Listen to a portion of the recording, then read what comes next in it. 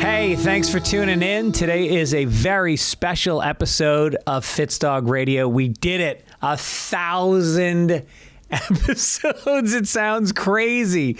I can't believe this. We're here. I mean, I'm not a big numbers guy. I'm not like a numerology guy. Not that into birthdays. Mine was last week. Thanks. But this feels big. I'm getting very sentimental about it. I'm very sorry Mike Gibbons is not on this podcast. He was out of town the last 2 weeks and we couldn't do it.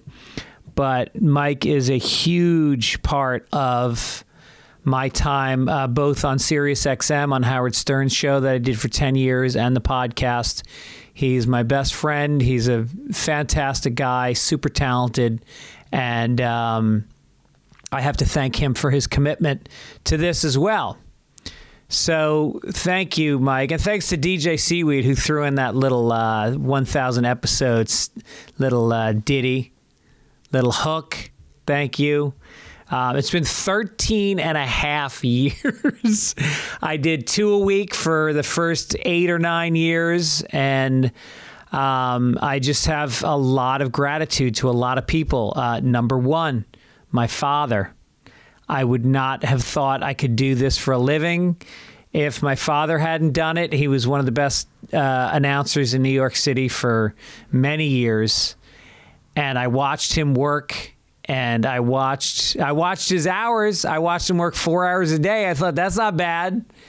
And my grandfather, who was my mother's father, was came over from Ireland at 16, worked for the electric company, putting up fucking wires. I mean, he's a tough guy. And he met my father, and he asked him what he does, and he found out his hours. And he says, well, you may come home hungry, but you'll never come home tired. So that's big. We're going to do a special. The 30th anniversary of my dad's passing is next month. And I've got a bunch of tapes that I'm finally going through from his radio show, him talking to Mayor Ed Koch, and a bunch. He used to talk to him every day for years on the air. So we're going to do a special anniversary show for Father's Day this year. Also, and then the next generation, my son now does a radio show at his college, and he did a podcast when he was in high school with his buddies that I kind of produced, kind of pulled it together.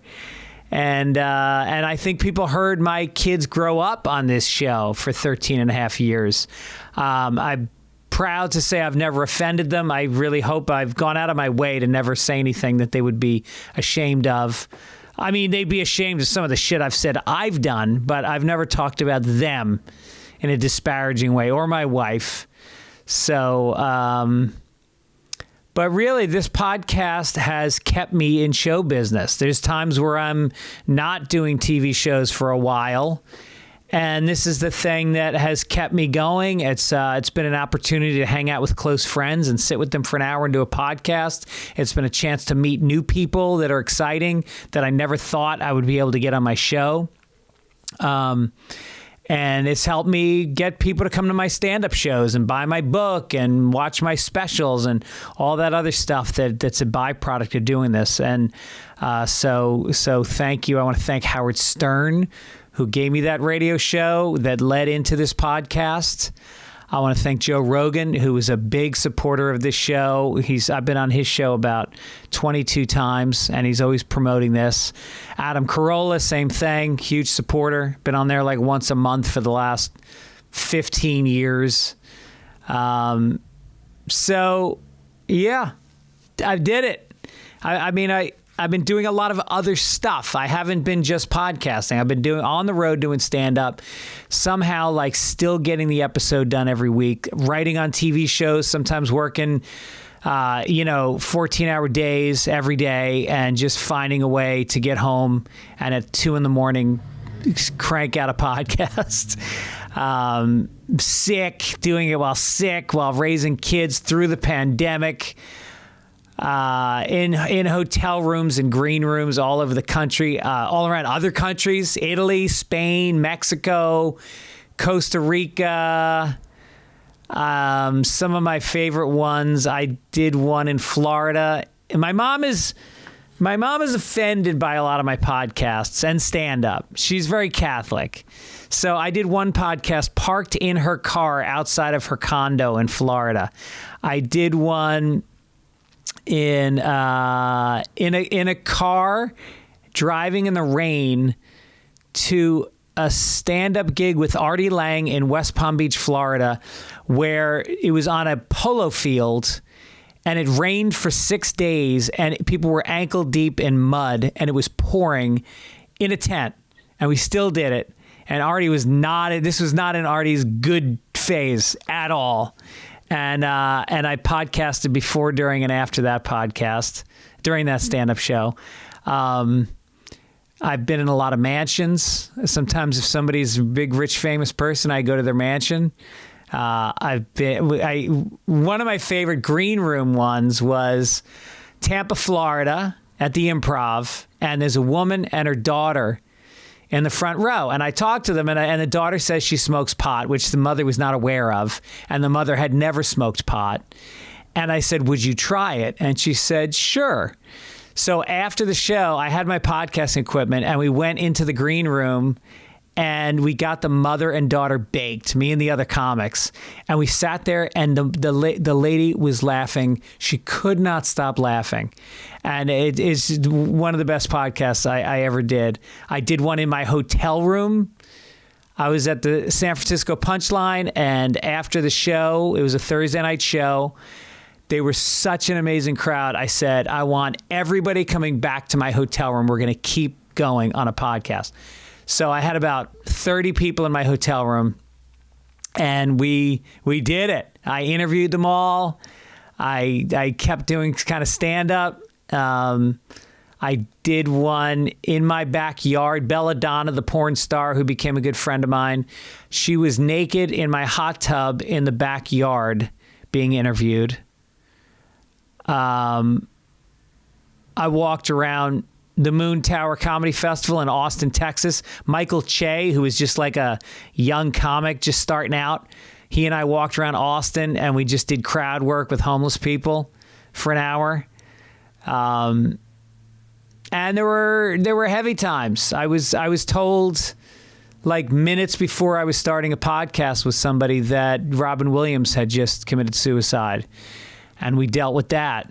I dealt with deaths happening. A young friend of mine passed away. Kid in his about 25, and I went on the air and I fucking broke down crying. I've cried, baby. I give it all to you.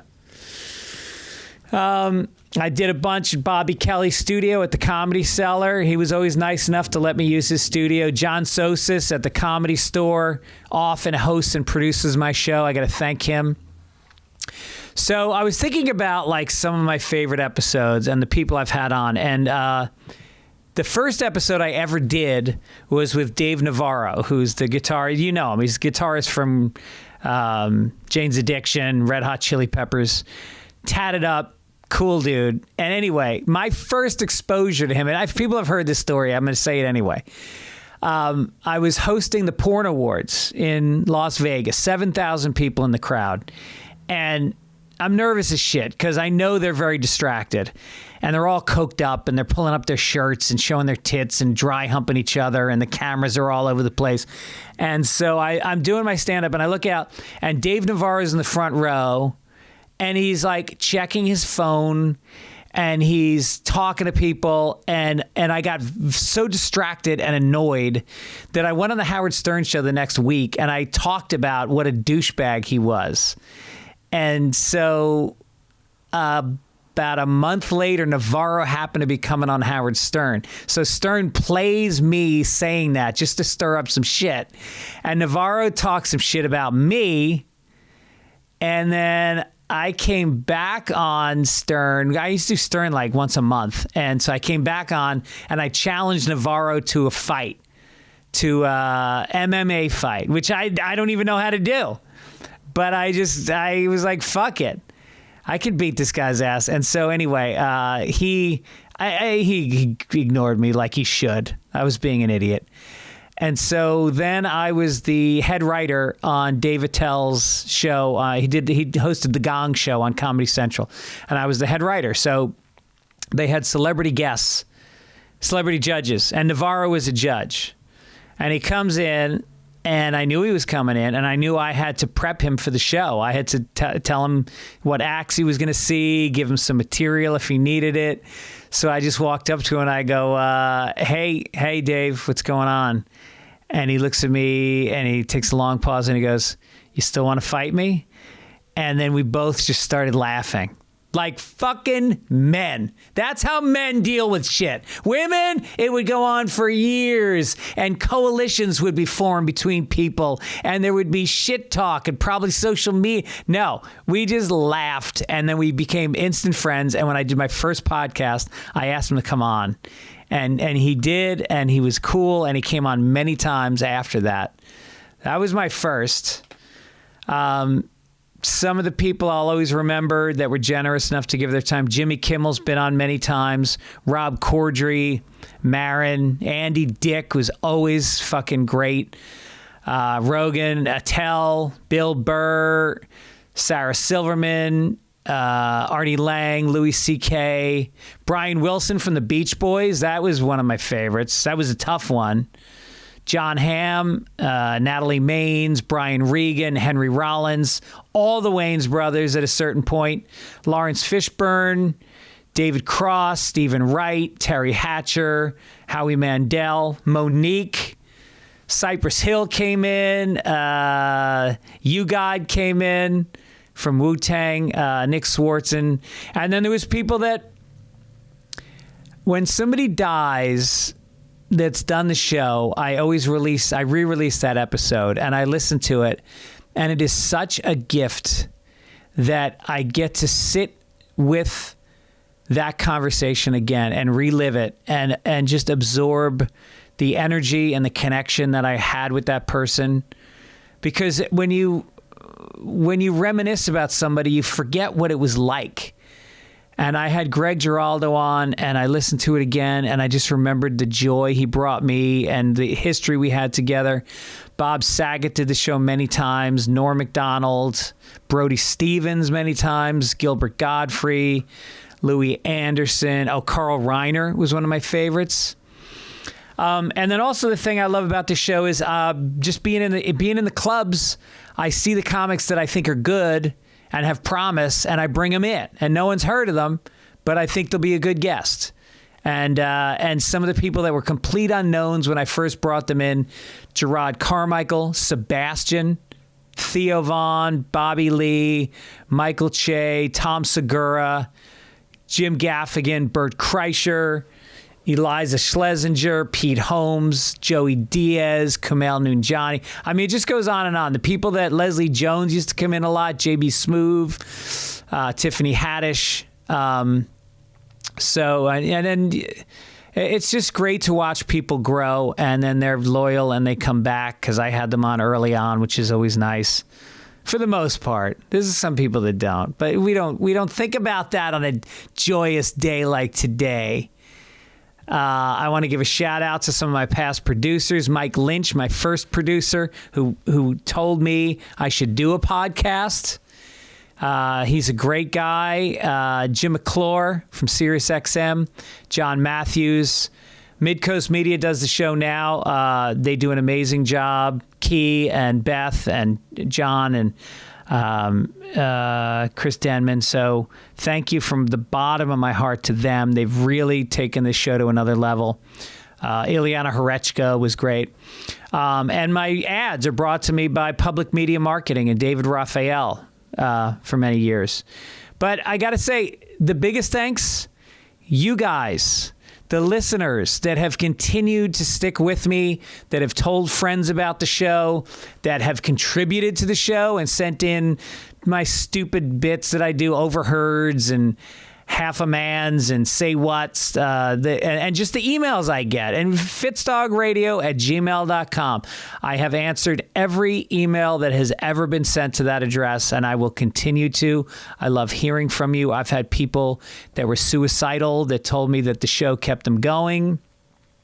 I've had people say that, they are inspired by certain things, and it's and I keep I keep a document with all of the ones that meant something to me in it. And when I'm down, I go back and I read it, and it reminds me that this show is more than just a chance for me to sit and have fun with people or, promote my shit or whatever reasons you do a podcast.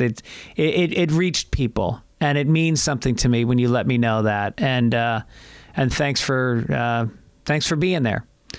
So a guy named Daniel Goodman, who's a friend of the show, knows I love Andy Kindler. Andy's been our staple of this show. Very controversial guy.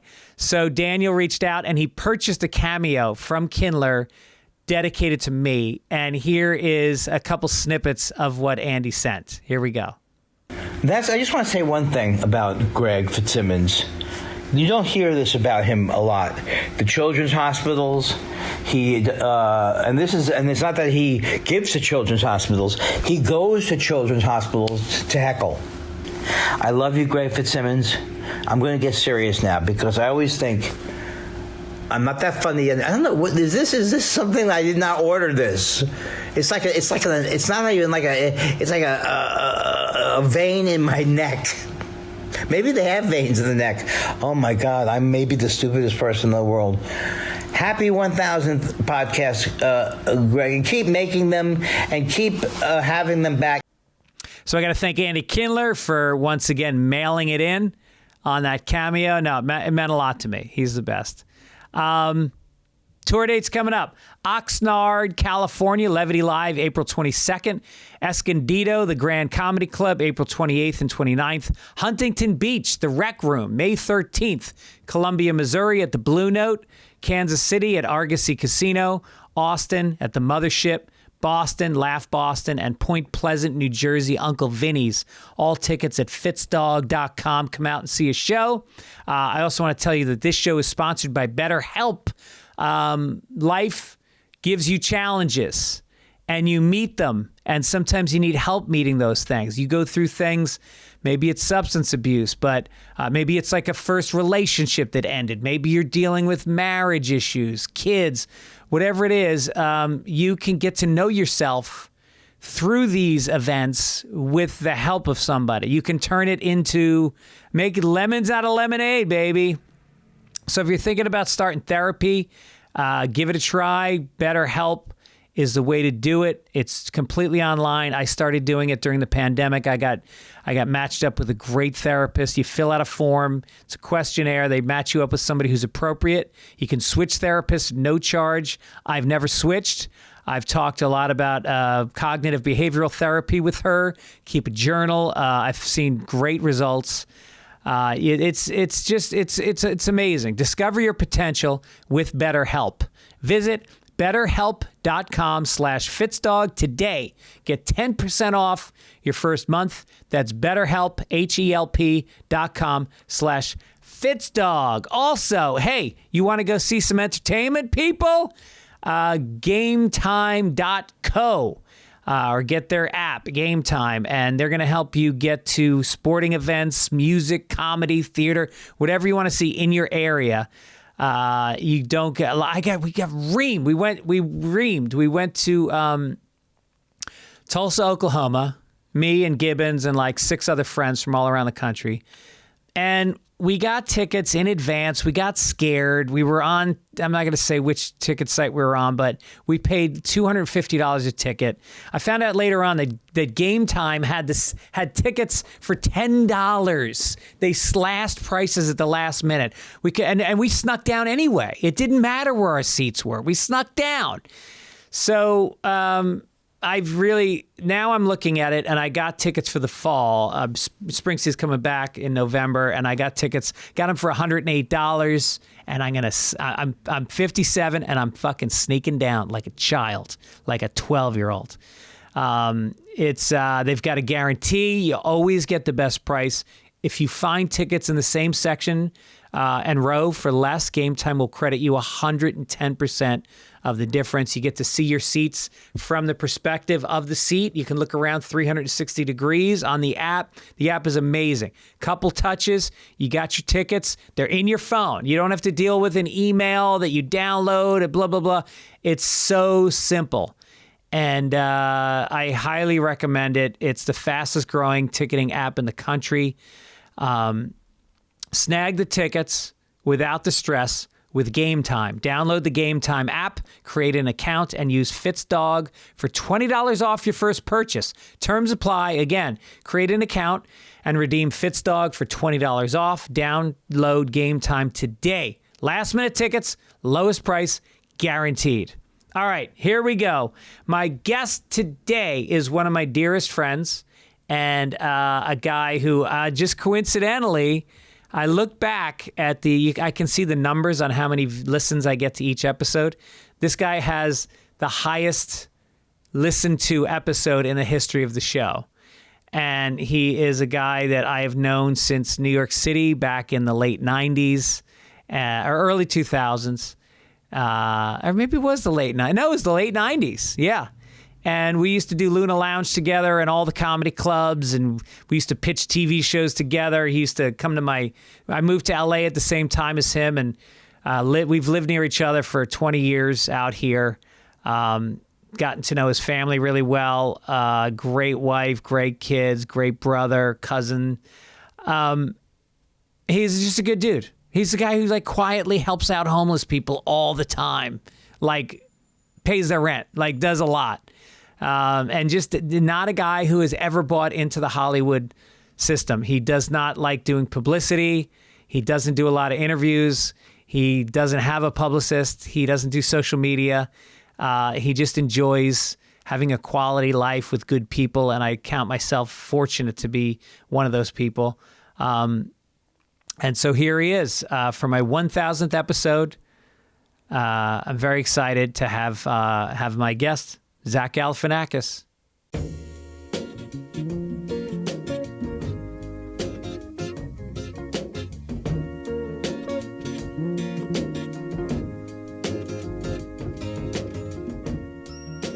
Welcome to Fitzdog Radio. It's the 1000th episode, ladies and gentlemen. We did it. We made it. Hear that applause.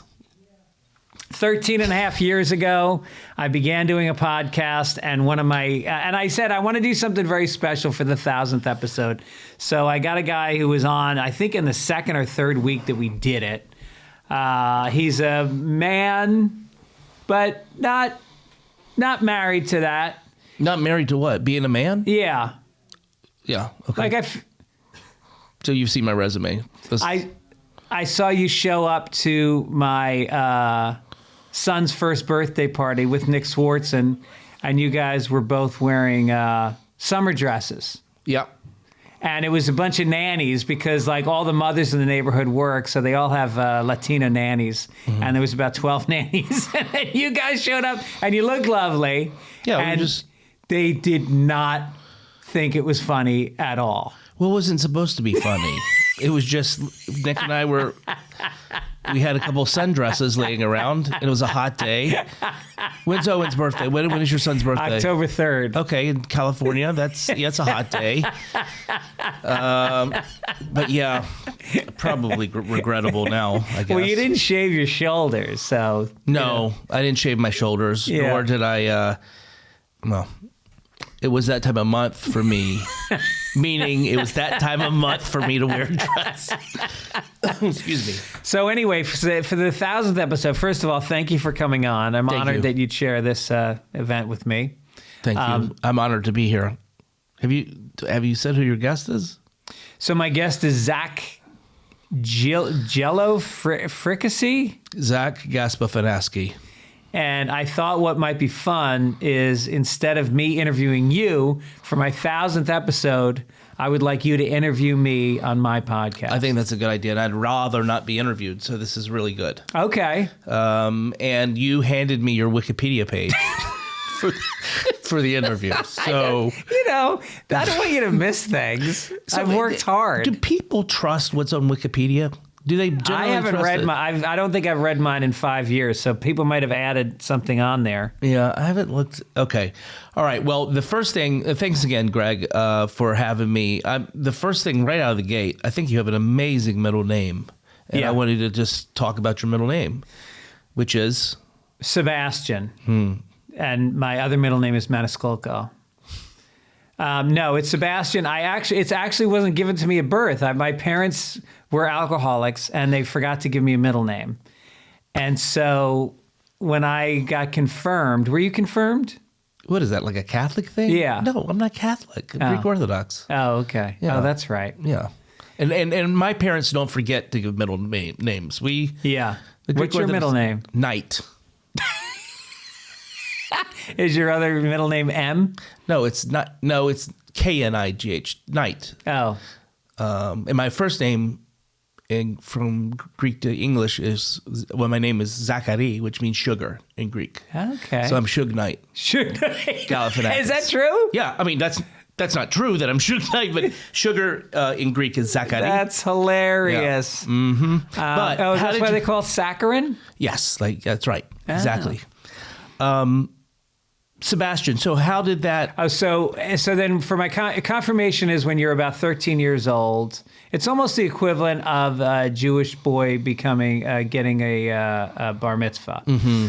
So you pick you go through all the saints and you pick a saint that you're inspired by. So I picked Saint Sebastian because he'd been tied to a tree and they shot him full of arrows and he didn't renounce his belief in Jesus Christ. Oh, is that how dedicated you are to the faith? Oh, yeah. Yeah. You're that Catholic. Except I married a Jew, and my mom cried for like a half a day. I didn't know she was Jewish. She's half Jewish and half Irish. Oh, okay.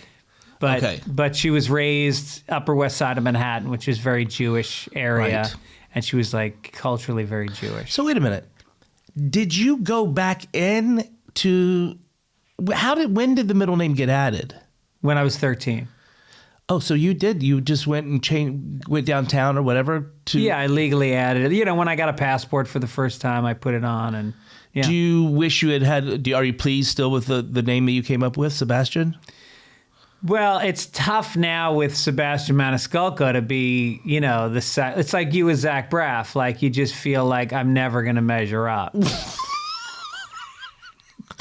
I don't know if I've ever sat around going, these other Zachs. Who are the other Zach? Zach. Was it Braff? Yeah. Zac Efron. Zac Efron. Yeah. From High School then, Musical. Zach. It's got to be other. It's got to be another. I don't know a lot of actor names. Zach Levi. Is that a person? I don't know. What do you think? Is that a person? That is Shazam. He's an actor who plays Shazam. Oh, okay. There you go. What about Zacharias? No. No. Zachary Taylor was the president. I was in a Greek grocery store the other day in L.A., and I was waving to the owner because I've known him for years. And then he had something to give me, and he yells, Zachariah, like that. And I haven't heard my name said like that for 35 years because my grandmother used to say it to me like that. Wow. And it hit me. I have to say, it really was a moment where I got, wow, that's interesting. I haven't heard, no one's called me that in years. Zachariah. Yeah, it was special for me. Okay, back to you. So, according to your Wikipedia page, you're an American? Yeah. Your nationality is American. Yeah. Wikipedia lists that? Yeah. That's supposed to be kept quiet. Oh, you don't want to be known as an American? Not anymore. Okay, now, you started your stand-up career. I don't need this. I know. Oh, come on. Okay, I might look at it. All right. You started at Boston University. Yes. So, in what capacity did you start at a university? Well, my freshman year, I'd always wanted to do stand-up, and so I did a high school talent show. And I did a lot of cocaine, and I drank some tequila, and I went on stage. In high school? In high school. What? Yeah, we started pretty young. Sebastian, you shouldn't be like that in high school. I know. Looking back, are you kind of amazed that you made it to 57?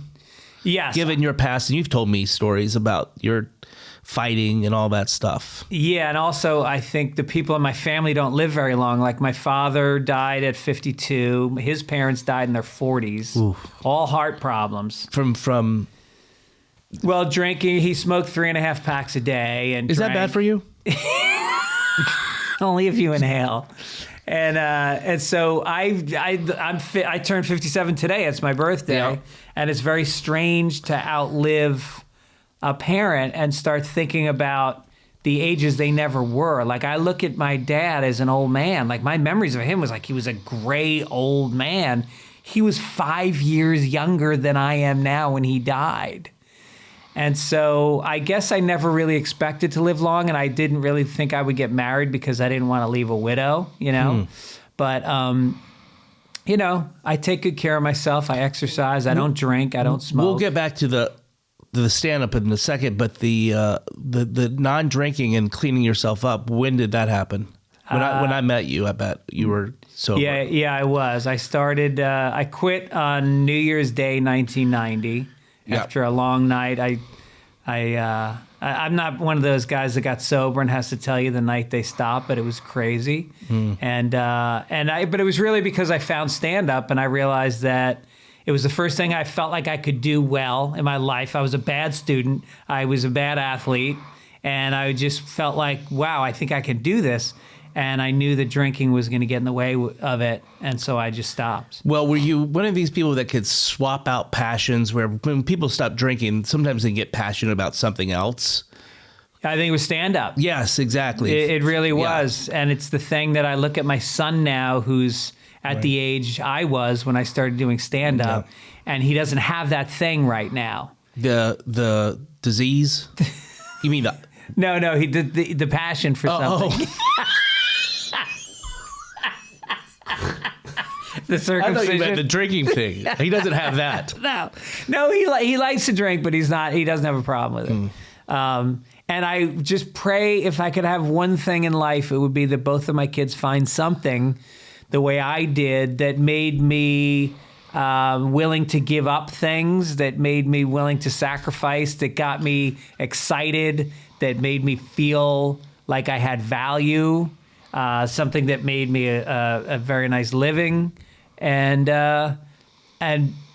you know, without it, I think kids kind of wait for something to happen to them, and sometimes it doesn't, you know? I think if you're fortunate enough to know what you want early on, if you find a passion like you did. At what age were you talking about now? 20? Well, I started in 21, 22. Yeah. And that's when you, in 1990, were you 20? How old were you? No, you were... I was 24. Right.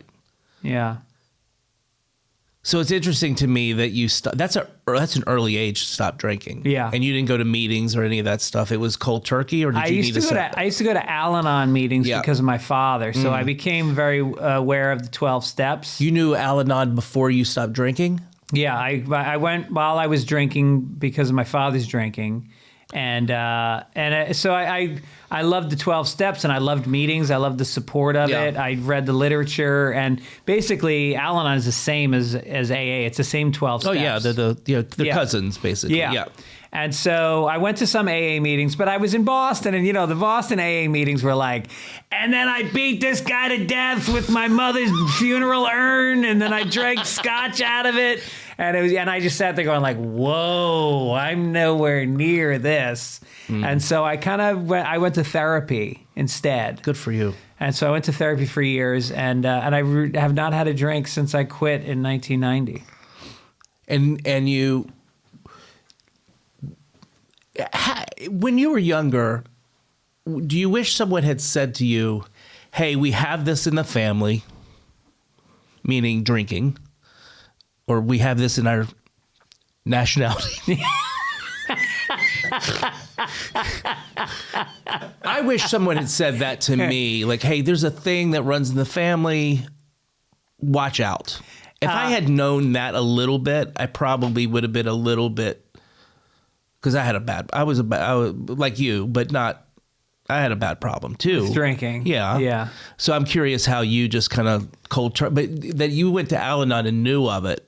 I didn't know what alcoholism was until I went to Al-Anon. Right. Because my parents were in complete denial about it. You know, my father was a binge drinker, so he would drink every day, all night for months, and then he would stop. And because he could stop then for a month, they didn't think it was a problem. And then he would go back and he would start with wine spritzers, which is wine with club soda in it. And he would drink 57 of them at dinner. And then he would move on to beer, and then he would move back to martinis. And so it was never, to this day, my mother, I think, sometimes doesn't acknowledge that he was an alcoholic. And really, because I think, she had it in her family, he had it in his family. It's just how par for things course. were. Right. That's where I'm saying, I remember when I called my mom once, and I was like, I'm drinking too much, Mom, again. And my mom just says, well, gosh, it runs in the family, doesn't it? Hold on, your dad wants to talk to you, right under the, under the carpet. Right. So having said this about your father, though, you're also very, and I'll get back to Boston University, Boston College? Boston University. But you were also heavily influenced by your dad. Very much so. Right. Yes. It'll be 30 years next month that he died. And it's still very sad to me. It's still unprocessed. He was somebody that was bigger than life. You would have loved my dad. I bet he was very funny. He was 6'2" from the Bronx. Really? He can't. I mean, you walked into any bar in Hell's Kitchen, downtown, Upper East Side, and people yell, Fitz! Guys you went to high school with, Mike Gibbons, his father and my father grew up together in the Bronx. Way. I didn't know that. And then our sisters, me and Mike's sisters, went to high school together years before me and Mike met. That's odd. And now our daughters are very close friends. Yeah. Who were on the surf team together and went to high school together. But he was the guy that could light up a room. He was a connector. He was somebody who loved taking one friend and going, oh, you know who you would love? And hey, he's a fan of the Celtics. So he was a guy that he threw a St. Patrick's. This is the reason I do mine is he used to throw a St. Patrick's Day party at the Friars Club every year, which fucking closed. It just closed. Yeah. It just went out of business. Because is COVID? I think there was some financial malfeasance. There was some embezzling. So anyway, he would throw a St. Patrick's Day party there that was huge. Hundreds of people would come. And it was like a who's who of who's cool and Irish in New York. And me and my mother used to get drunk and we would sing this. There's an old Clancy Brothers song called Four Green Fields. And it's really syrupy and melodramatic. I love how you say there's an old Clancy Brothers song. Like people that are not Irish should know exactly what that is. You know that old Clancy Brothers song. Matter of fact, I was just listening to the Clancy Brothers on my way over here. They got a new remix with Kendrick Lamar. Who are the Clancy brothers? I don't know who they are. Well, there was Tommy Makem, who was the lead singer, and then Tom Clancy, who went on to become a writer. No. I was that guy I know of. They were like they sang a lot of old Irish fighting songs and ballads. Who's your favorite Irish band? Do you have a favorite Irish band? Well, Van Morrison, obviously, but there's a new guy named Hozier. Do you know Hozier? I know who that is. He has that one great ballad about Take Me to the Church. Yeah. Well, he's got a new album out that's good. Yeah, I love the Pogues. Me too. I love Pogues are amazing. They got such a great sound. I mean, that guy's still probably, what's the lead singer's name? Zach? No. Something? I forget his name. John's looking it up. John... I love the What's the how do you spell the band name? Pogus. UES, yeah. Zach has dyslexia. I do have dyslexia. Okay, Shane Patrick, Lysott, McGowan. Yeah. He seems like he's still boozing it up. It seems like it. Yes. Yeah. Or he just has developed a speech impediment over the years. And that's okay. Back to Boston. You're at school. There's a talent show. Well, you said talent show you did in high school. Yeah. And then at college, under what capacity did you do stand-up? I went to an open mic night freshman year, and it was the night that the New England Patriots lost to the Chicago Bears in the Super Bowl, and it was the biggest blowout in Super Bowl history. So the audience was in a good mood. They were in a great mood. Ready to laugh. Shut up, kid.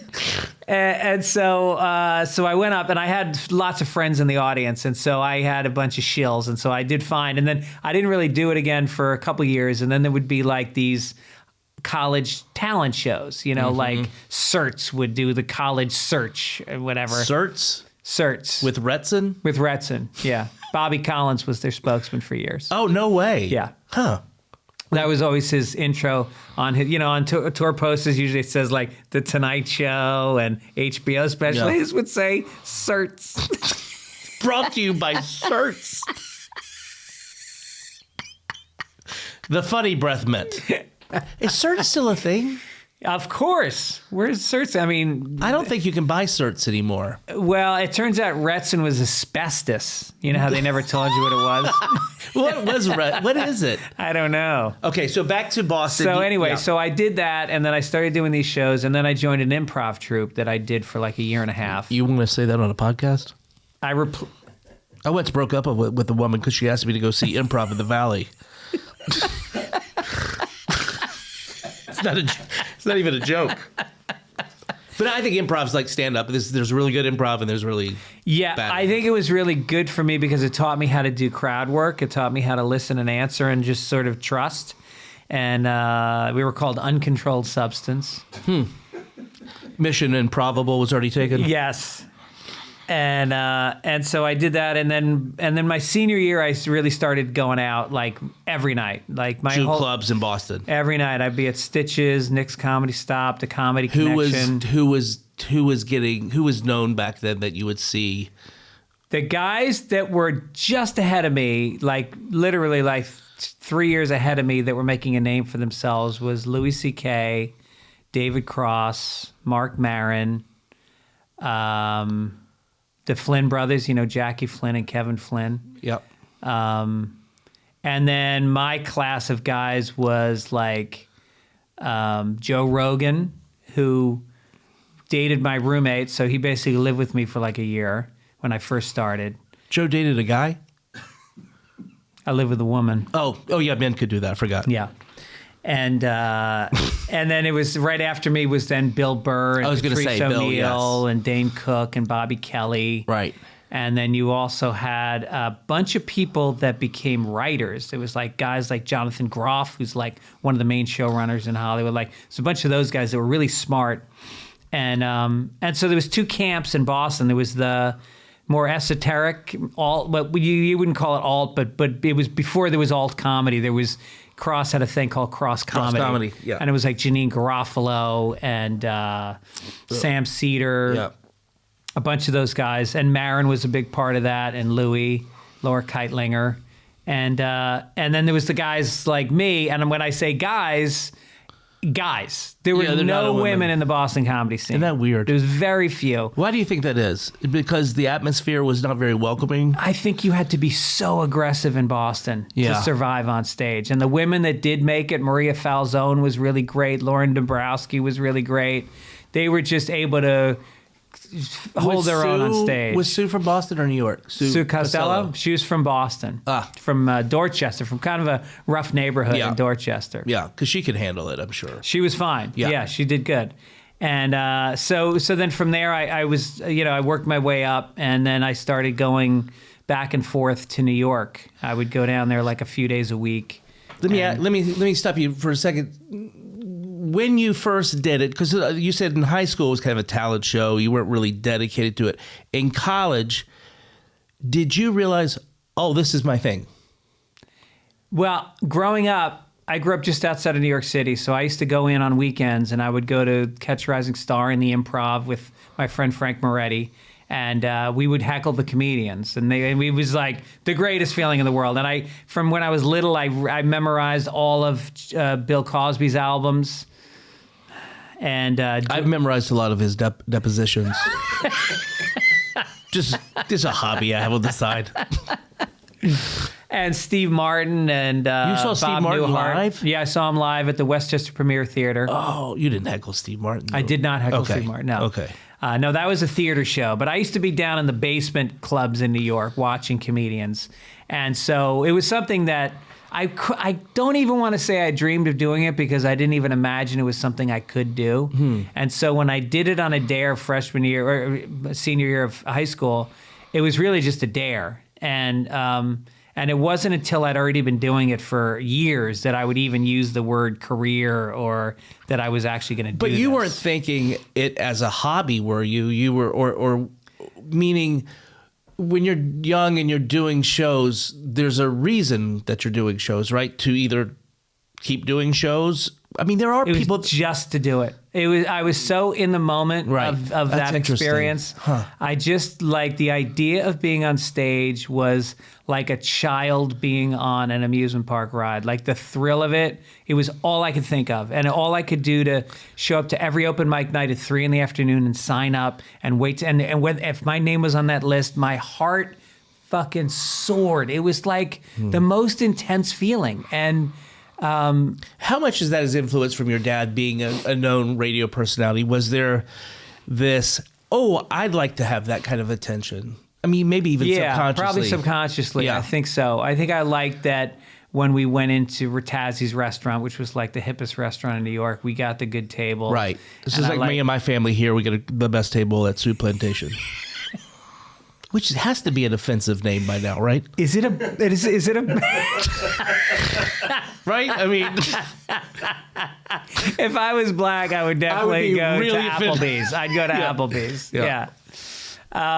And so, I think that definitely was it, because he also would do a thing where, even though he was a radio guy, he would go, anytime anybody asked him to host a benefit show, he would put on a tuxedo and he would show up and he would have notes and he would go over them and he would have jokes about the charity.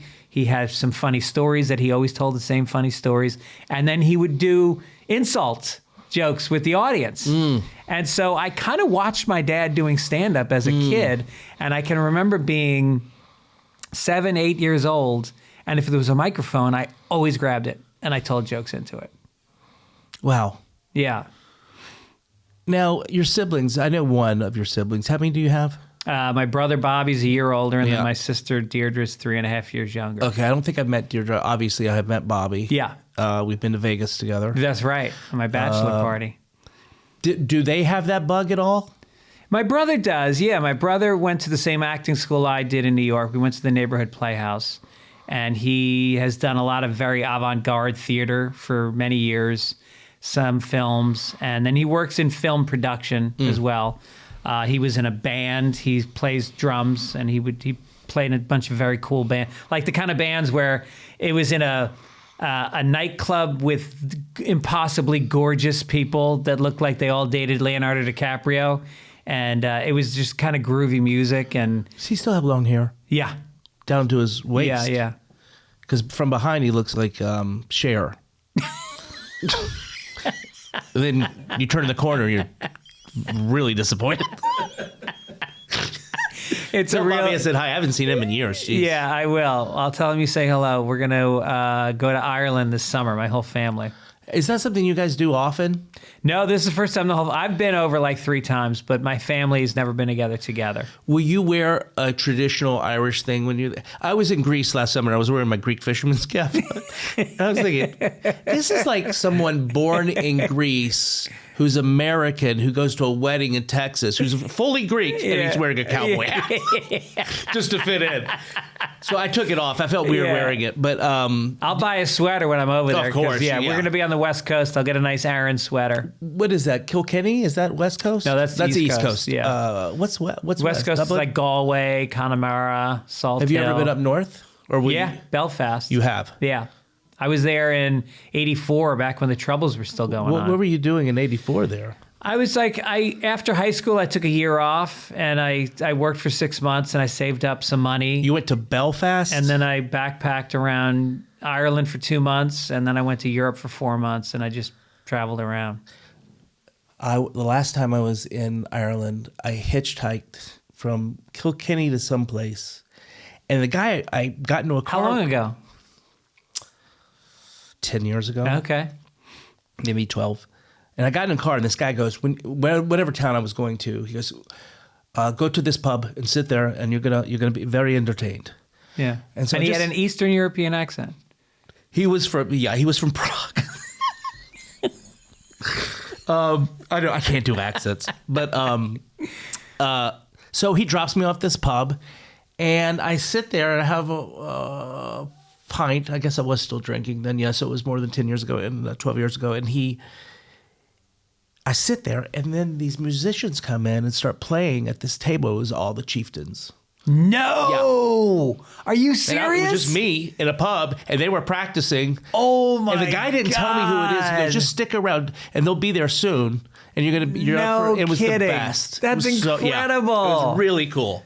What town was it? I do not remember. Oh my! Because I must have been God. going from Kilkenny to Dublin. So Yeah. I don't really know. Right. I remember hitchhiking several times, and I remember the kids in school buses would give me the finger in Ireland. Like, what did I do? I'm just okay. So Boston, then New York. Yes. And so, did you move down with a group of comedians, or did you know people that were already living in the city? Well, Mike Gibbons had a place, so I used to come down and I would crash sometimes on his couch.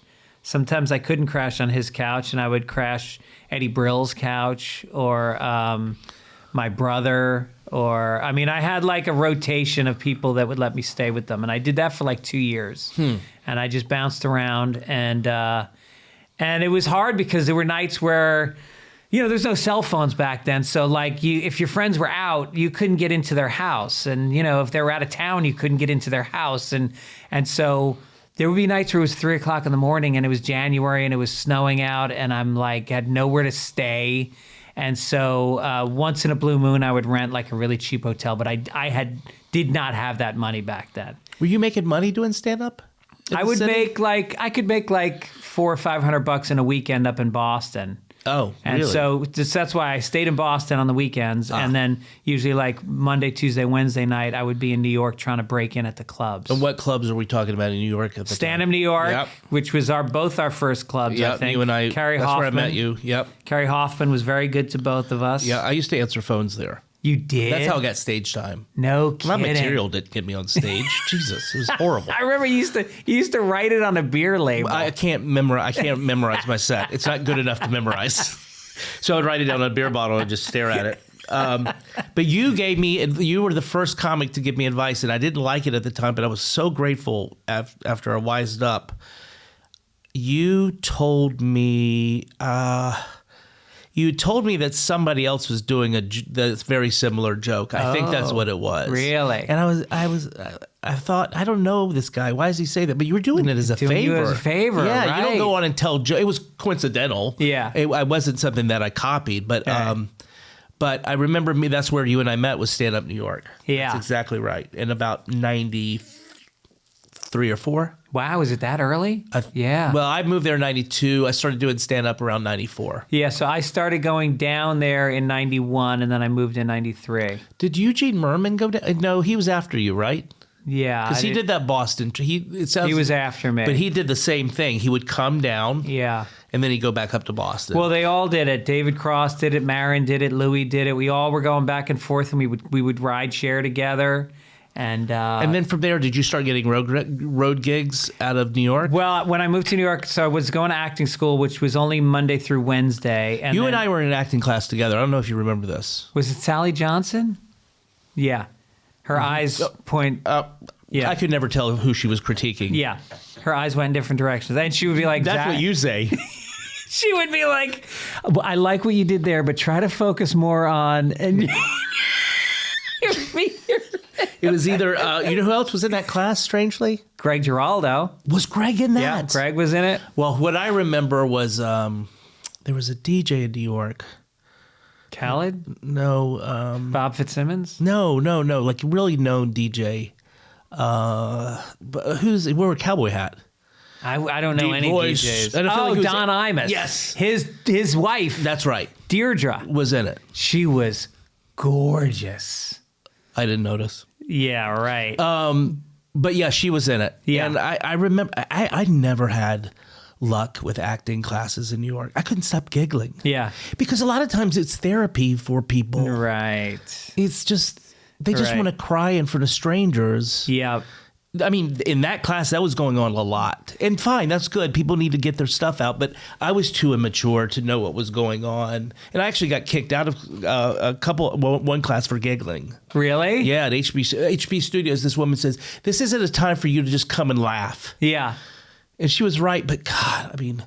If she could know how your career turned out after that, you shouldn't laugh. Well, it's not, she was right. But I also thought a lot of the people there were more interested in getting their emotions out.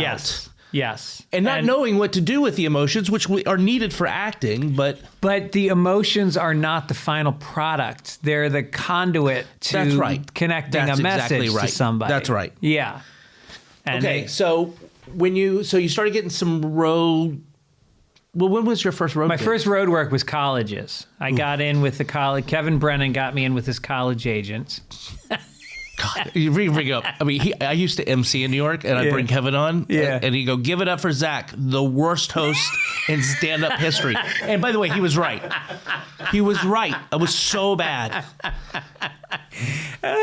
So I would fly out, and I would do these gigs, when I wasn't in school, and I would do.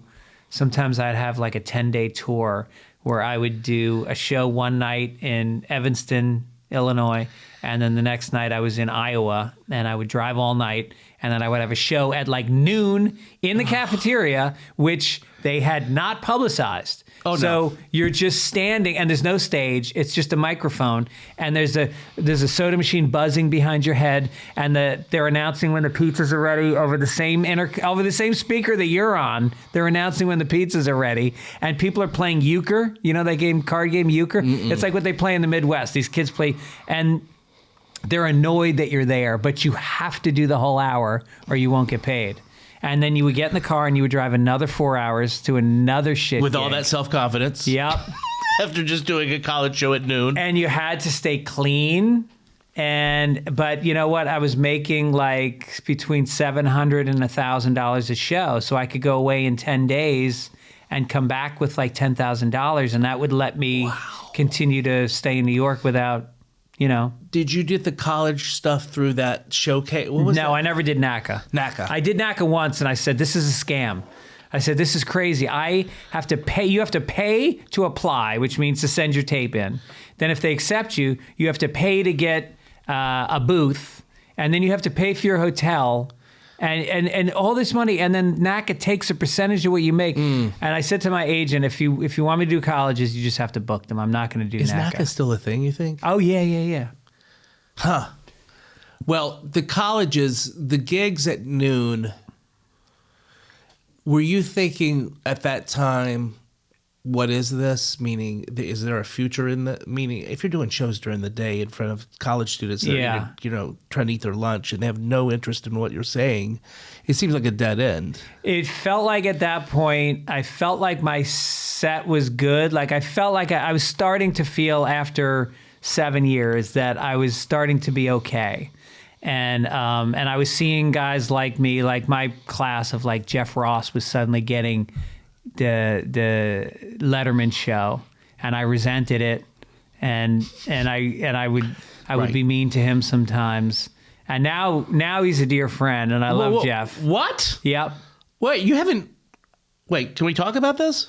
Yeah, I mean, I apologized to Jeff at one point because I think I was competitive with him. For no real reason. There was no reason. Jeff never did anything to me, and he's a very nice guy. Yeah, he's a great, I really like him. I always wondered what because I think that you have to have a nemesis in comedy. You have to have somebody. I had one. I had several. Makes you go, how did he get that? I should be Especially getting that. Especially if they're doing better. If they're doing better than you. You got to pick someone that's doing better than you. It's kind of helpful. Yeah, you can't punch down in that situation. Right. You have to go. Nobody ever picked Brody. I used to have a beef.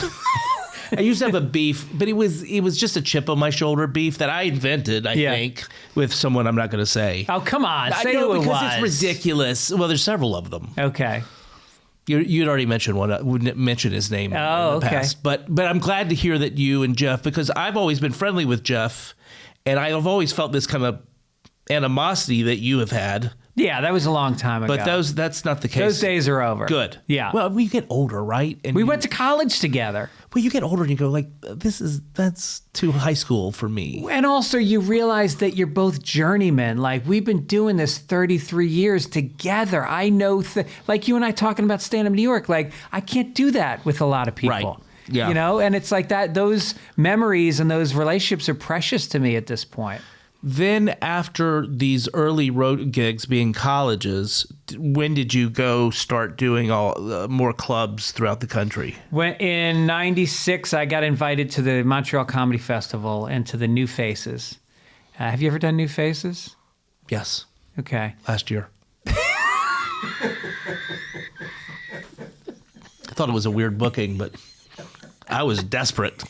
And you were on the up and coming Latino showcase, and so I went up there and I got really lucky. I did a set and I had a great set and it got a little buzz going, and then I did 2 more sets and they got progressively more crowded with industry. And when I left, I was kind of the guy that year. Oh, that's fun. And so I got off stage and Kevin Meaney came to the last show I did, and he hugged me when I got off stage and he goes, "Don't turn around, but there's a line forming." And it was like, guy in a suit hands me a business card, William Morris Agency. Next guy, Warner Brothers. Wow, Next guy, that's Letterman. amazing. And I had a stack of business cards at the end of that weekend, and I left there with a development deal for a sitcom with Fox, a booking on Letterman, and an agent and a manager, Dave Becky. They all signed me. And all of a sudden, all the clubs are up there. And so I started headlining now. I was like, all of a sudden, I went from colleges to headlining good rooms. The first ones that headlined me were the Punchline in San Francisco and the Houston Laugh Stop. And I'll never forget how amazing it was to go to those 2 clubs. Well, those are 2 really good rooms. Yeah. Probably the best in the country, the 2 you just named. Laugh Stop is excellent. And, of course, the Punchline is excellent. Yeah. Excellent. Okay. So then I started headlining, and I was done with acting school at that point, and I was, and I got a little full of myself. I think I think there was a year that I don't feel good about, or maybe I was a little cockier than I should have been, because then I got that game show on MTV, and I did an interview with Time Out magazine. You remember Cynthia True, yes, the writer? I do. Yes. So she interviewed me, and I said some stuff off the record about I don't really want to be hosting a game show. There's other things I'd rather be doing. And she made that the gist of the article. Of course. And MTV read it, and they blew up. And it might have led to the show getting canceled because we were like about to get picked up for another season. And thanks, Cynthia. Well, I mean, she's doing her job Yeah, to I guess highlight so. but yeah, that's a bummer. But you think that's really what did it? Well, no, I think we're on the bubble. I think it could have gone either way and didn't go. I think MTV at that time, they dropped Singled Out, and all their game shows got dropped. So it wasn't just us. Now, as somebody that this is what those that listen to this podcast, I would imagine.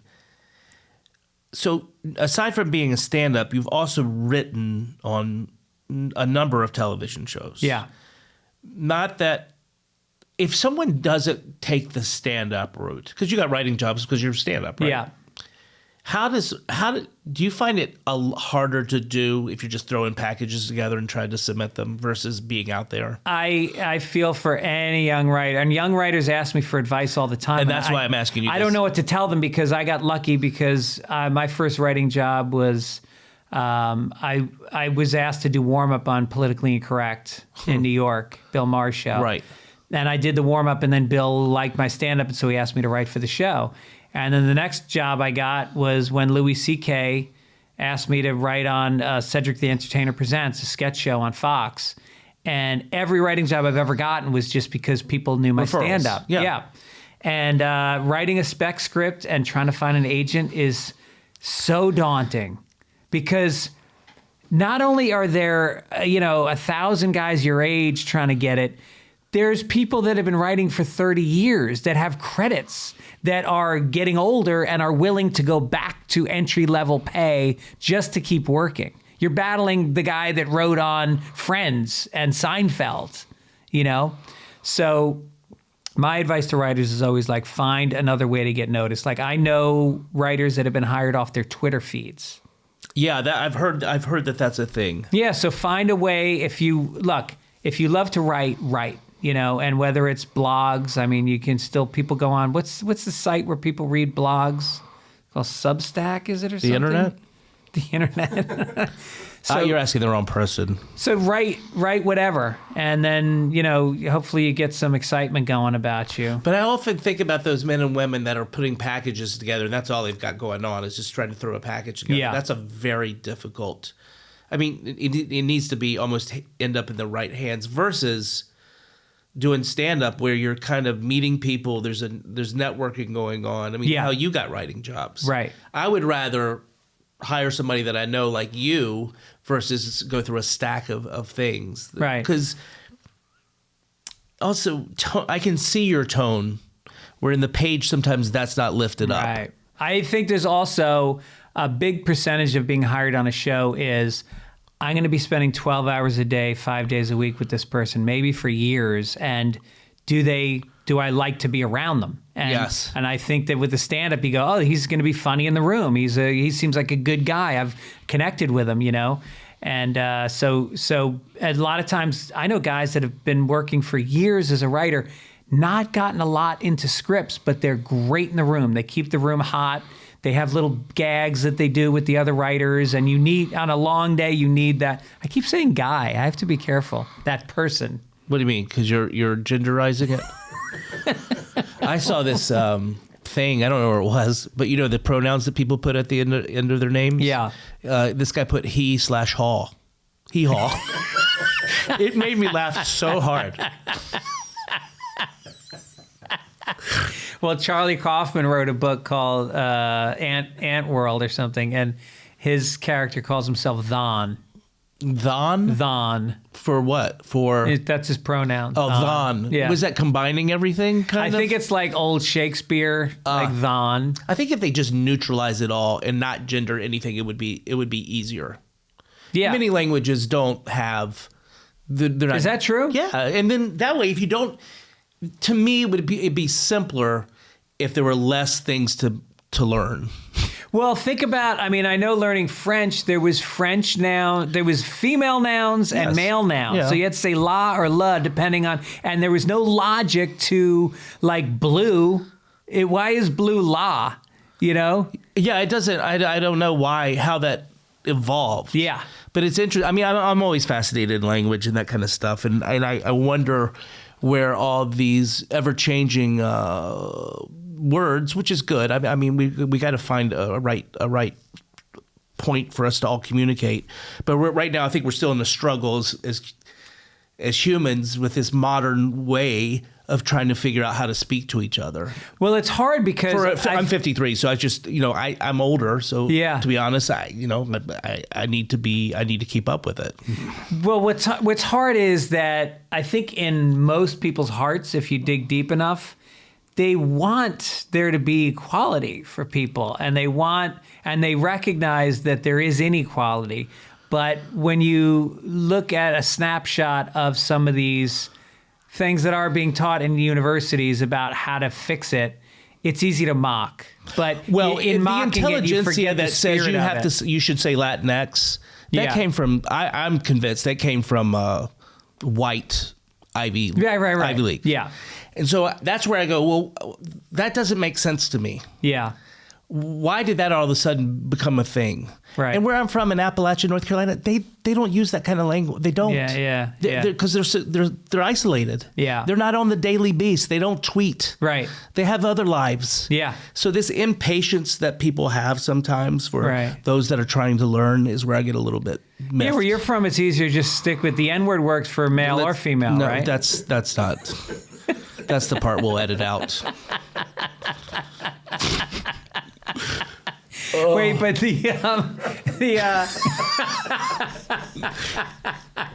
all right, back to the interview. Okay, back to the interview. So this is great though, but you're a very good interviewer. Well, I'm a cautious. I'm very well. I'm. You probably don't know this, but I'm a curious person. You are a curious person, but also the way you keep bookending and going back, and you're saying very chronological. Well, I want to go honoring the moment at the same time. I kind of want to touch on.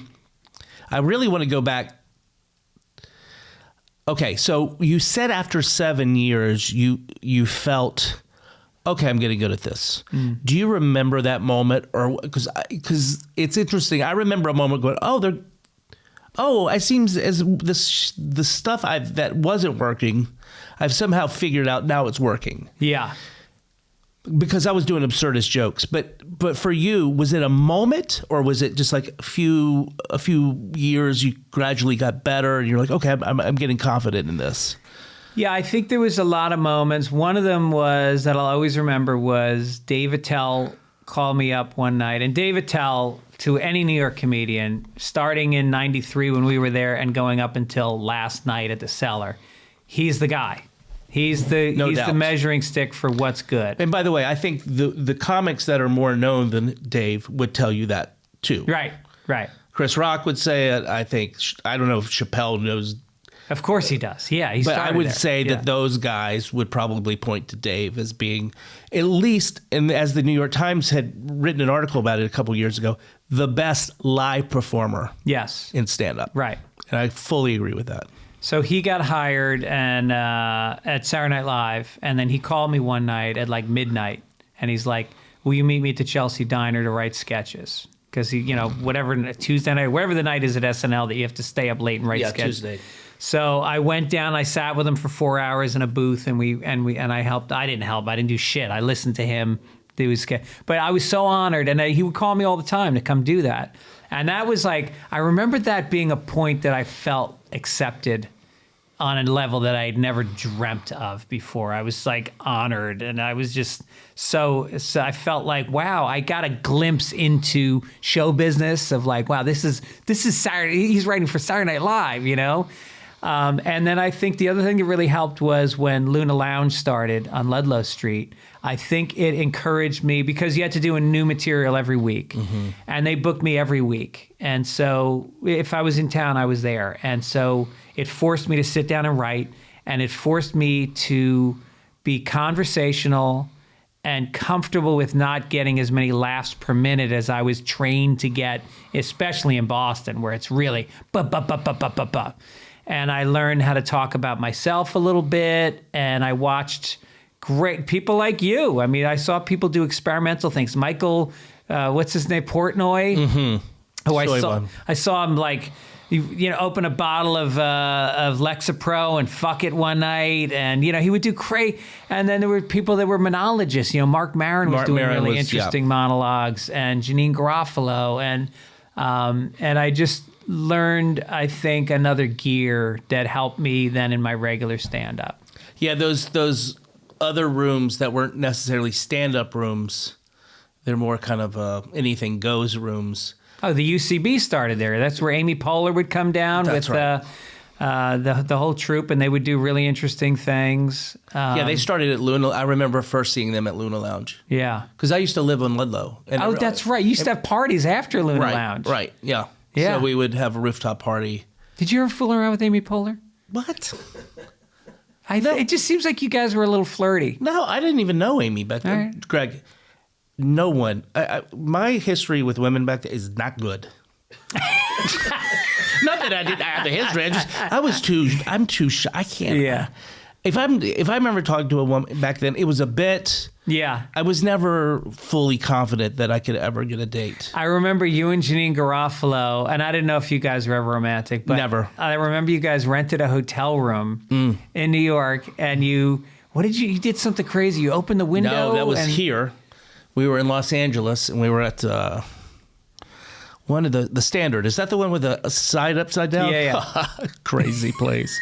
Anyway, there were some Hollywood types on the boulevard, and I was just yelling. We had the window open. Janine's smoking, and I'm yelling like, "Get a haircut, hippie!" to rich kids. I don't know what I'm doing. And Janine and I are laughing because I used to be on the road with Janine, so we would hang out when she'd come to LA. We'd hang out. I loved her, and so she was smoking out the window. I go to close the window, not knowing she was, and it cut her finger off. The tip of her finger. No. And the fire department came. No. It was all bloody in there. And she refused to go. And then I think the next day she went and got her finger fixed and stopped drinking. No shit. Yep. That was my intervention. Do you think a lot of people have stopped drinking after a night with you? Well, I stopped drinking after having a night with me. That's for sure. But yeah, Janine, I wonder if she remembers that story the way I do. I mean, it's been a long time ago. Wow. But no, I never dated any No. You never dated any comics? I did. I dated a couple of comics. Okay. Yeah. But I remember one. Who? Don't say it. Well, it was the bachelor party. I think you rendezvoused with the female comic in Vegas. Oh, I was dating her.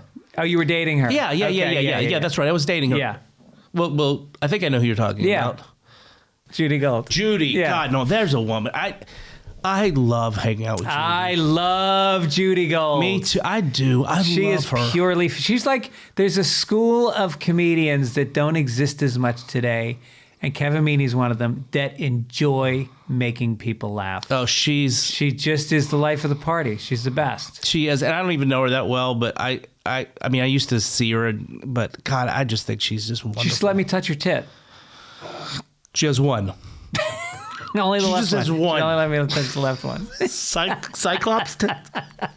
Okay, so going back to so my last track of that. Okay, New York. We were talking about New York, and then the experimental rooms. I was going to say was, people, regular comics. Some of them have rolled their eyes at these experimental rooms, yes. right? And I'm friends with some of them, but they do add. They're good. They're good because they add things that you didn't have in your regular stand-up, like telling stories, trusting your voice. Whereas in Boston, you thought there was a need for laughs constantly. Right. So it is interesting that, because I've always seen you more in those experimental rooms, almost more than the clubs. Me and you. Mm-hmm, right.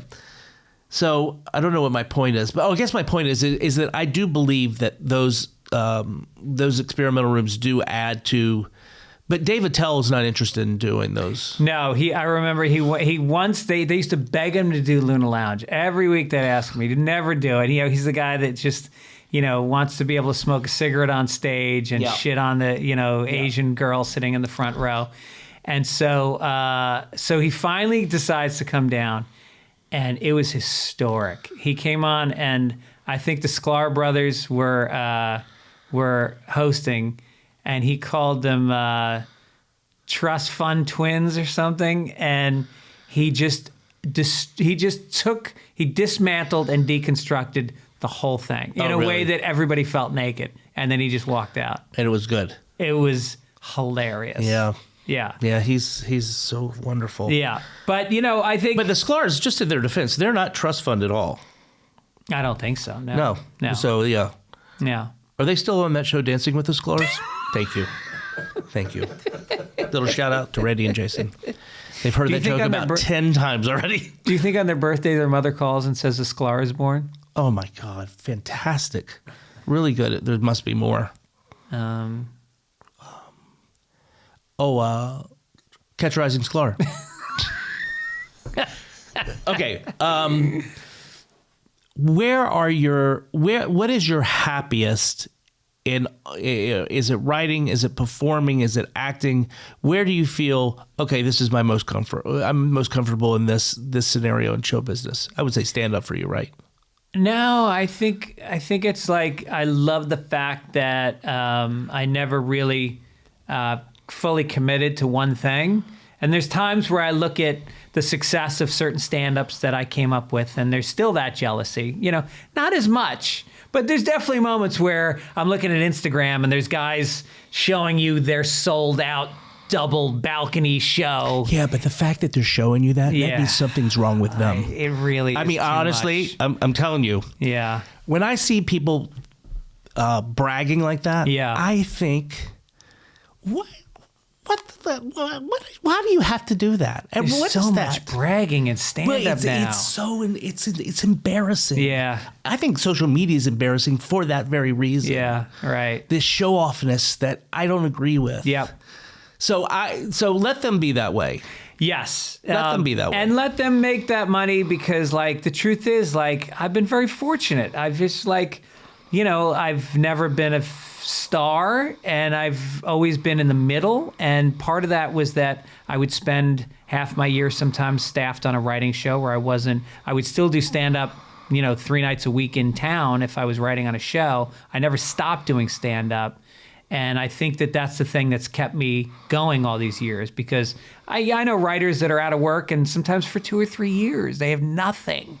And I'm able to go on the road. And then when I get a good writing job, I fucking love having my spot at the table and my coffee mug and, the running joke with this guy and the feeling of creating a show together. Like I love writing on TV shows.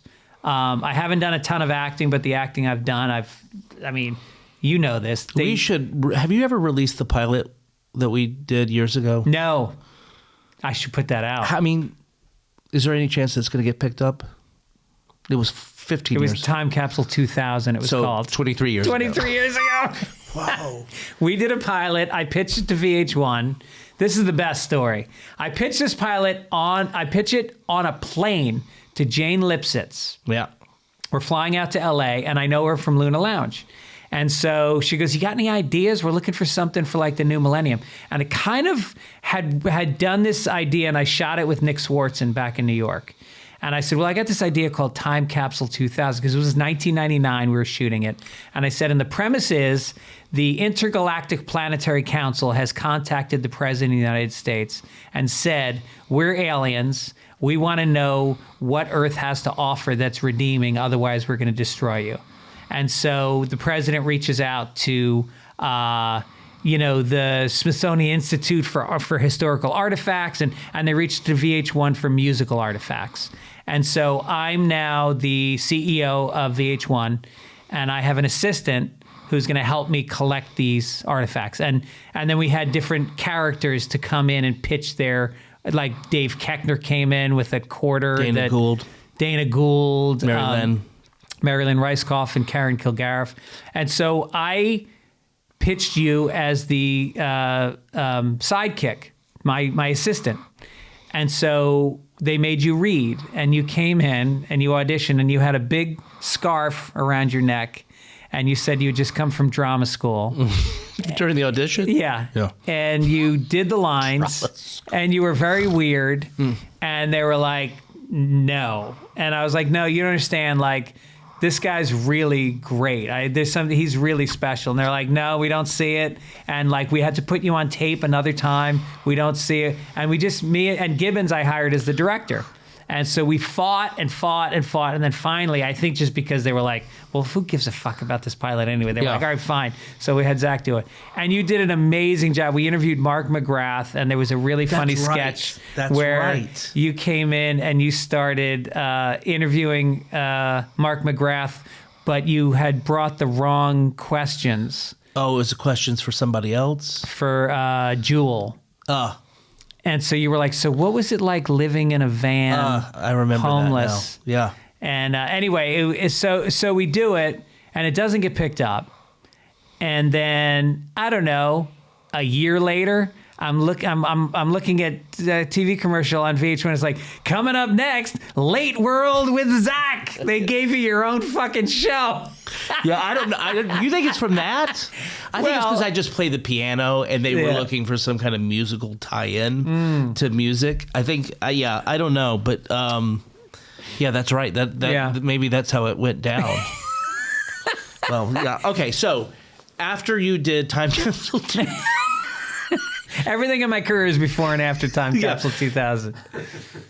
So, do you have I mean, as you said, you're a journeyman, and I think that to me in any career is probably really rewarding, incredibly rewarding, to be involved in a lot of different things, a lot of different projects. But do you have in your head a show or an idea where what would be your fantasy in this business? By the way, the fact that we both get to work in this business is, to me, it's I'm very thrilled that I get to. Yeah. And I don't really think show business owes anybody anything. But if you had a choice, what would it be where you would be creatively very content? I've always wanted to host a late night talk show.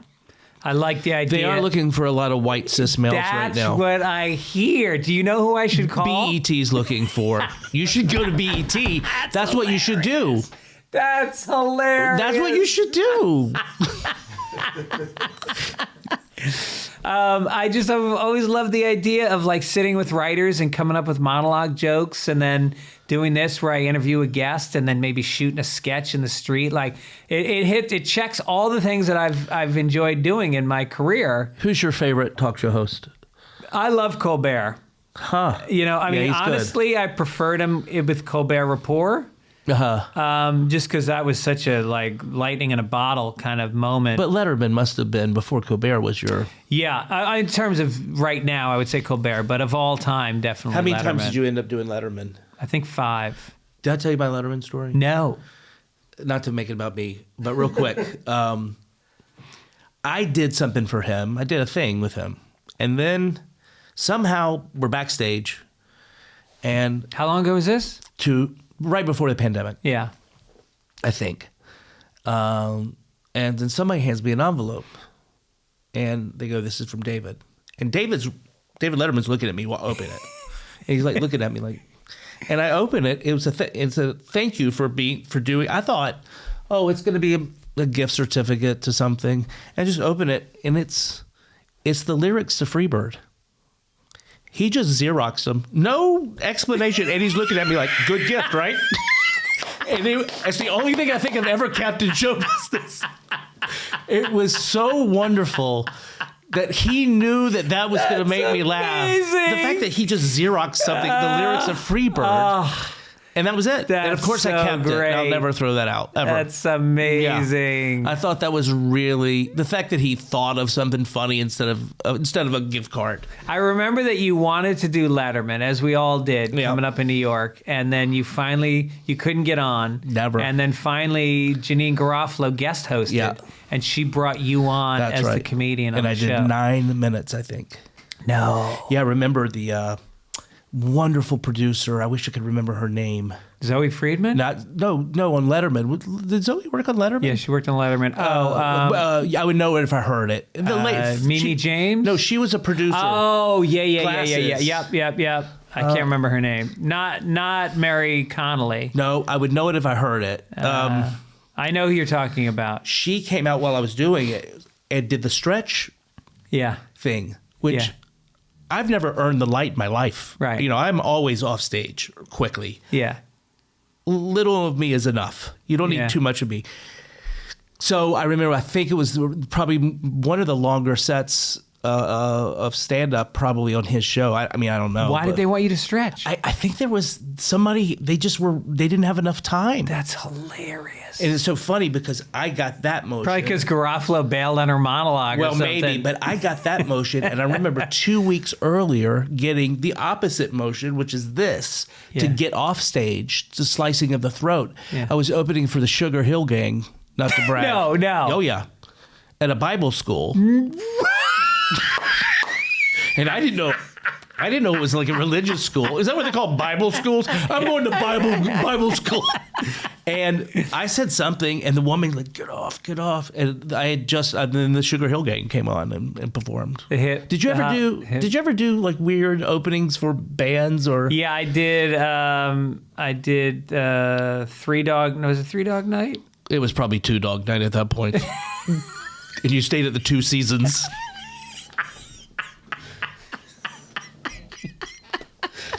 Yeah, so I did one of those, and it was at the Westbury Music Tent, which was theater in the round. Yeah, and the stage rotated while you were on it. Oh, and so I go up there, and I'm doing my. We're an American band. We're coming to your town. We'll help you party. What band is that? Oh man, I know that song. It was one of those bands. There was like anyway. So I get heckled, and it's bad. It's really bad because they come on and they go, ladies and gentlemen, before we bring out whatever the band is, we're gonna bring up your opening act. Boo! Like they're so pissed off, and they're all middle to late age. Oh. And I come out on stage and I go, hey, come on, you guys have waited 25 years for this. You can wait another 10 minutes. I know you got your parents' station wagons and you got to get them home. And so I start shitting on them, and I start turning them because they're Long Island people. So they like that I'm fighting back, but I'm turning, and there's still some hecklers left, and I can't. They heckle me, but I can't yell back at them because the stage is turning and it's dark, and I don't know where they are anymore. So I was like a piñata. I was just spinning around, getting hit. Oh my God! What's your worst bombing story? Oh God! I mean, I know you're saying, "Oh God," because there's so many. Yeah. For me, there's so I know, and how bad it hurts that after all these years, it hurts no less to bomb than it did when you first started. You're right. You know? Well, because by now you would think you would have had it figured out. I mean, I bombed the other night. Yeah. And it's a longer drive home. Yes. It's always a longer drive home. Yeah, and it just rocks you in a way that's so healthy, that makes you write harder, and it makes you my next set after I bomb is always a great set. Really? Yeah. Huh. Always. Yeah, that's Where a did good you attitude. bomb, Largo? I did. It was rough. It was a rough go. I could also hear the stand-ups talking backstage very loudly. Yeah. Yeah. Did you hear what? No. I'll tell you later. Yeah. This person's so loud. Yeah. And I got distracted by. I'm not blaming that person, but Yeah. I mean, sometimes you. Also, if you haven't done stand-up for 3 years because of the pandemic, and that's been my case, it's not like riding a bike. Yeah. You have to get back into it. Right. I mean, what's the longest break you've ever taken and then gone back into? Well, the pandemic. There was nowhere to Before go. the pandemic, I never went longer than 2 or 3 weeks. Right. In 33 years of not doing stand-up. Same here, I would say, yeah. What was your... Well, before we go, because this has been a great interview. And I wish don't there wanna might need to be a keep part you. two, a 2000th episode. Can I come for part two? Can I mark that down now? Yeah. Okay. How many years will that be? 13 and a half years since the first one. Okay, so I'll be... So I might be dead. You'll be dead by then. I'll interview your son. Okay. Okay. Here's some questions I ask all of my guests. Oh, I get to answer something. Okay. Yes. We're going to flip it just for a moment. Have you ever left the stage early without finishing the set? Yes, many times. Can you remember one? Oh, if I don't feel it from the audience, well, I mean, I just told you about one, the Sugar Hill Gang, but I usually try to go less time than overtime. I don't have the confidence to think, oh yeah, light me at 9. I know exactly where I'm gonna be at 9. Right. I would hear people go, light me at 6.5. I mean, by the 8th tumbleweed, I'll know to get off stage. I don't need a light. I can read the room. That's the problem, is I read the room very well. Oh my God. I remember bombing. It was a Sarah Silverman show, and there were protesters outside. We were doing a benefit for abortion rights. Oh. And unwisely, I had made a comment that there was probably a bomb in the audience. You cannot get out of that. Whoa. And I left stage, and I think I heard 3 people. And that was it. Wow. That was probably my biggest bomb of late. But that was totally my fault. Usually it's the crowd's fault, or it's a full moon. I have so many excuses in my head. Because you need to lie to yourself a little bit sometimes, I think. I really try to never blame the crowd, because the one thing I've learned is that sometimes your best sets can be when you're watching people bomb, and then you go like, in your head, if you just say, wow, they really want to laugh now, then you can actually have an amazing set. But there are also nights where you bomb and you just go like, I don't know, I gave it everything, but then they're leaving the show and they're going, that was so great. We loved that. And they just somehow, there's a weird psychodynamic where the crowd collectively just doesn't laugh. And it's not that they're not enjoying it. It just hasn't been exhibited from people around them, so they're not doing it. Interesting. Yeah, something weird happens, and sometimes half the crowd laughs and the other half. Have you noticed that? Yeah, I have. Too many times. So I do think it's conductive. Right. I did an open mic in New Orleans 5 years ago. I can't remember. And because I can observe everything on stage, I see this woman kick her friend under the table. I was on stage and make the yawning gesture. Like, this guy's boring. I couldn't agree with her more. I mean, I was terrible. Sometimes you get on, you do those open mics. I mean, I don't do a lot of them, but I'm eager to see if one joke will work. Yeah. One. Yep. And then, okay, good, I can add it to that. Yeah. I went and did a show in East Pasadena at a steakhouse called Barclays last week. Great room, by the way. Who's your agent?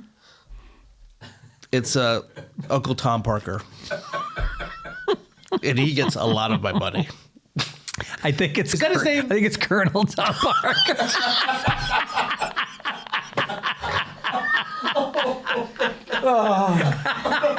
I don't know if that's going to get me letter. Does that get me canceled?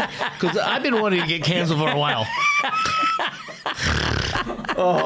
You got some... all of a sudden you're doing beach movies. You're in Hawaiian shirts. Oh, no. That's really funny. Uncle Tom Parker's what is that? Well, I'm not very educated, so... All right, here's the next question. Have you ever borrowed a lot of money or lent a lot of money? I've never borrowed a lot of money, no. Never lent money? Yep. When you lend it, is your feeling like I don't plan on getting this back? I will never see it again. Right. And that's how you should lend money. Right. But, have I borrowed money? No, but I shouldn't say it. I was from middle class, so I don't think I'm a self-made person whatsoever. I always had my parents to fall back on. Right. I mean, I never chose to fall back on them. I didn't want their help. Right. But no, I don't think I've ever. No, I don't think I've ever borrowed money. Finally, what's the hackiest bit you've ever done? Well, what is hacky to you? Like hacky? Well, I mean, it's a hard question for you because you're a little bit ironic. So sometimes the stuff you do is making fun of hack by doing hack. Yeah. Doug Benson said to me, it's not that your jokes are funny, it's just the fact that you're saying them. I'm not quite sure what that means still, but I really think it's very wise.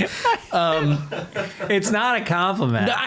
Not from Doug. No. I mean, I'm sure I'm guilty of a lot of that, but I don't... See, I was never like a student of stand-up. Yeah. I liked it. I liked it growing up. I'm from a small town. It was not a thing. I go see stand-up. Right. I just never... Until I moved to New York, then I really got into it. I mean, in New York, I was... In the early days, you're always doing hacky stuff, right? Because you're trying to figure it out. Yeah. You could probably tell me my hackiest joke. I mean, there's probably many of them. Well, you must have had the I'm Greek. Oh yeah. Oh, for sure. So. I had I'm half Greek, half.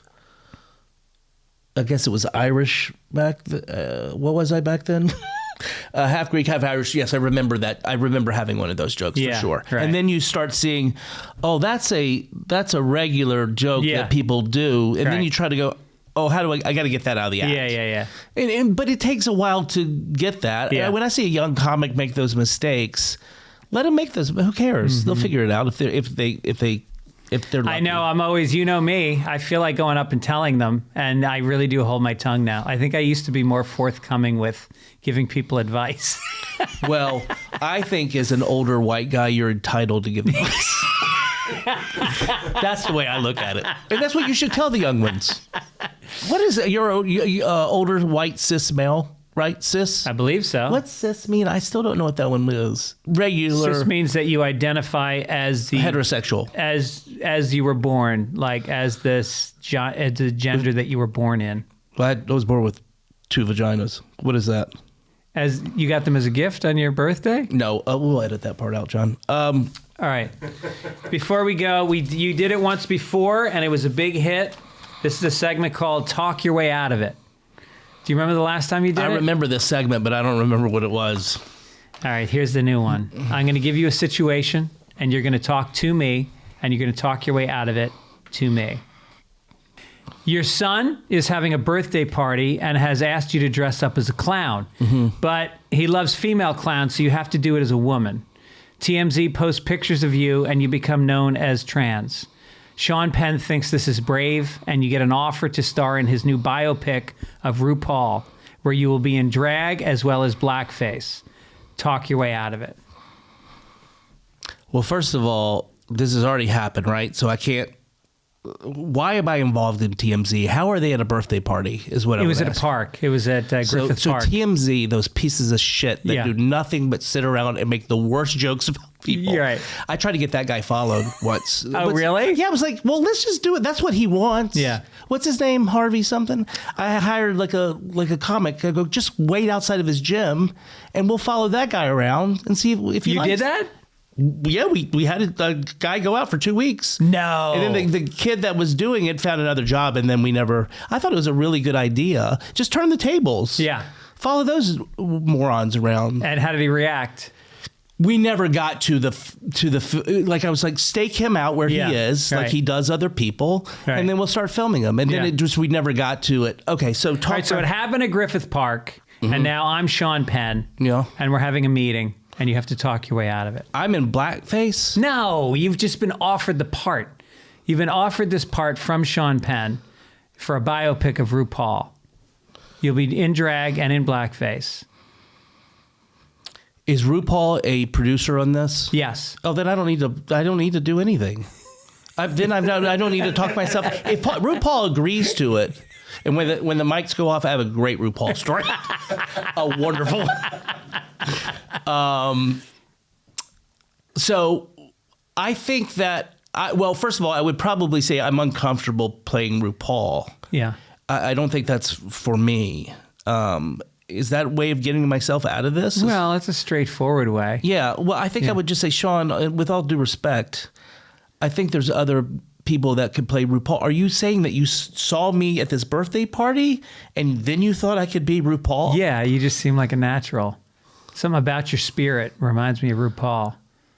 And I think you're so brave for being trans. Well, when do we start? As long as you like it and RuPaul likes it. So you're talking your way into it. Yeah, let's do it. I'll handle everybody else. This seems like an easy thing to talk your way out of. Yeah, that's a tricky one. That's tricky.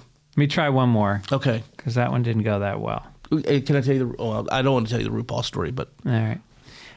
You throw your son's hot chocolate in the trash on Melrose because you thought he was done. He screams because he had not finished. You lean into the garbage and fish it out just as TMZ snaps a photo. Headline, basket case on hard times. Your publicist sets up a press conference. Address the reporters now. For the sake of the story, I don't have a publicist. Oh, really? Absolutely not. Okay. Unless I had a publicist of how to keep me out of stuff, yeah. then yes, I would have one. Okay, I love that. I love the story is on Melrose. I love that. Okay, so there's a picture being taken out of an actor is grabbing something out of a trash can. It doesn't look good because he looks disheveled or weird. Well, because of your hair and the way you dress, they assume that you've gone homeless now and lost all your money. Me, the way you're saying that to me now, right? The way I look and the way I. In the past, you've not dressed as well as you do now. I have called when I lived in Venice in that place on San Juan. Yeah, there was a homeless person underneath my car once. And I begged him. I'm like, I don't want to call the cops, but I have to go. I have to leave. Yeah. And I can't run over you. And I need you to leave. And I do not want to call the cops. He wouldn't leave. I had to go. So I had to call the cops to have this. And then the cops, I say, please just ask this guy. I don't want anything. No arrest. He's not bothering me. He just needs to. The cops show up. They see me. I can see in their face. I had to immediately, I'm not the homeless guy. Because they're looking at me like, oh, he's out of the car already. It was so weird. It's like when somebody pulls a gun on a robber and then the cops shoot the guy that's trying to stop the crime. I would say, okay, there's reporters there. Yeah. I would say, guys, this all happened because it was a premise during a podcast that my friend Greg made up. In all seriousness, if I was facing bad people that were trying to do a story on bad press, I would say to them, what are you doing? Is this important? Yeah. You have the eye off the ball, and that's why there are TMZs. Mm-hmm. So we don't have to think of what's important. Yeah. And go fuck yourself, celebrity culture. That's what I would say. Wow. There you go. Thank you. Zach Golfinhackus, the 1000th episode. I really put you on the spot, and you were so amazing at hosting. I feel like this is a great episode. I'm proud to put it out as my 1000th. Do you think I can get are there any talent scouts listening from the podcast world? You think they can get you a job at a I have a steakhouse great on the idea east for a side? podcast, and I'm willing to throw it out in the ether. Okay. You can run with it. You can edit it out. Are you serious? Yes, I have a great idea. Ready? Okay. It's called You Seem Interesting, or it's called Judging a Book by Its Cover, whatever it is. And you go and you drive around the city and you see, so I've done this before. I've seen people like, what is that person about? And I've gone and talked to them. Just pulled over and walked up to them. Sometimes that would be hit or miss, right? Maybe the person isn't interesting. You'll find that out during the interview. But you don't have to air them all. You air the good ones. Right. The regular people walking about have better stories. I love than it. Showbiz people. I love it. Yes. Do you want to do it? No. Wait, can I call your agent? Oh, you don't have one. I do have an agent. Oh, you don't have a publicist. No. Do you have a publicist? No. Well, Michael O'Brien helps me out, but How's I don't. Michael? God, I haven't seen He's him. the greatest guy in the world. He is such a nice man. Yeah, but I mean, I don't pay him every month. You know who pays him? Well, I shouldn't say, but there's a very famous comedian that pays him every month to be left alone. Oh, well, that's smart. Yeah. That's smart. Yeah. Who's that? You mean you can really have a publicist to tell people to... Yeah, I'm not going to say who. I'll Okay. tell you after the show. Just text it to me. All right. Thanks, Zach. Thanks, Greg. I'll see you, 13 and a half years? Is that See you what- 13 and a half years. Okay. Thanks for having Same me. outfit? I mean, these clothes were given to me. They were given to me. I guess I am not the home.